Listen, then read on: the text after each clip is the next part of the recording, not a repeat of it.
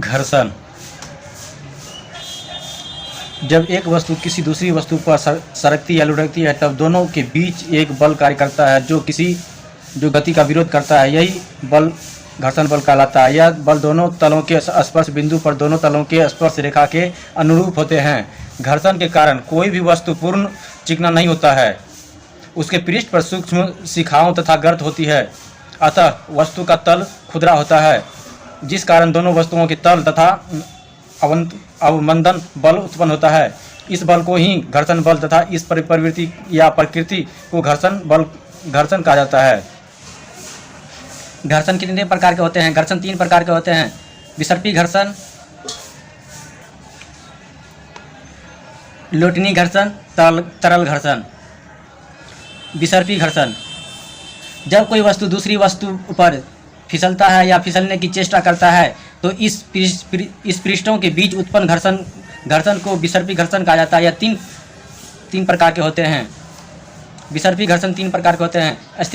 स्थैतिक घर्षण, जब एक वस्तु को किसी सतह पर चलने के लिए बल लगाने पर भी वस्तु विराम अवस्था में रहती हो तो इस स्थिति में दोनों संपर्क सतहों के बीच लगने वाले बल को स्थैतिक घर्षण कहते हैं।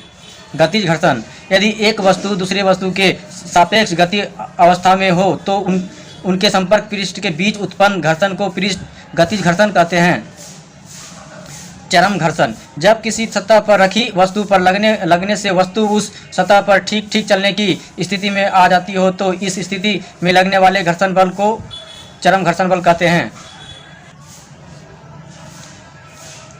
लोटनिक घर्षण, यदि कोई वस्तु जैसे पहिया, बेलन, गति, गोला आदि किसी सतह पर लुढ़कते हैं या लुढ़कने का प्रयत्न करते हैं तो उनके संपर्क पृष्ठ के बीच उत्पन्न घर्षण को लोटनिक घर्षण कहते हैं। तरल घर्षण, बहने या प्रवाहित होने वाले पदार्थ तरल पदार्थ कहलाता है। द्रव के विभिन्न पदार्थ के बीच एक अन्योन या आंतरिक बल कार्य करता है। इसे ही तरल घर्षण या सहनता कहा जाता है।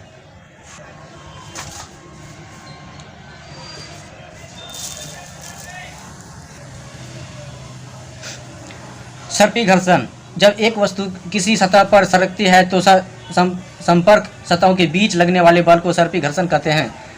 घर्षण कोण, चरम घर्षण का F तथा अभिलंब प्रतिक्रिया R पर परिमाणी S अभिलंब प्रतिक्रिया से जो कोण बनता है उसे घर्षण कोण कहते हैं।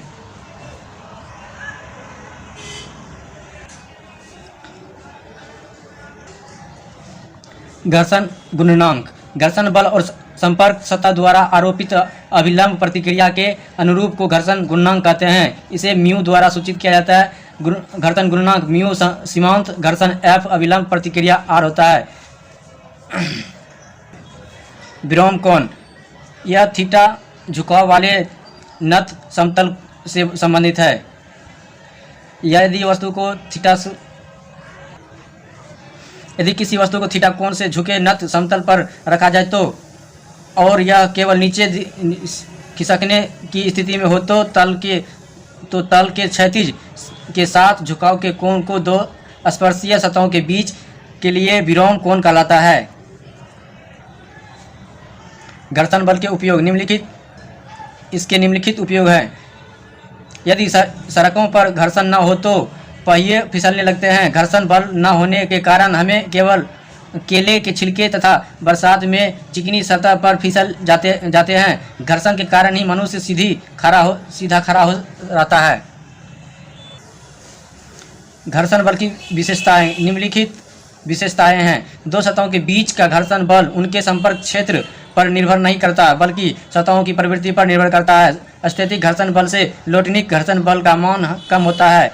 ठोस सतहों के बीच घर्षण बल अधिक, द्रव सतहों के बीच उसके बल कम तथा वायु और ठोस सतहों के बीच घर्षण बल कम होता है। किसी रोलर को खींचने की अपेक्षा लुढ़काने आसान है। क्यों? चूँकि लोटकिनी घर्षण बल का मान स्थैतिक घर्षण बल से कम होता है। यही कारण है कि रोलर को खींचने की अपेक्षा लुढ़काना आसान होता है।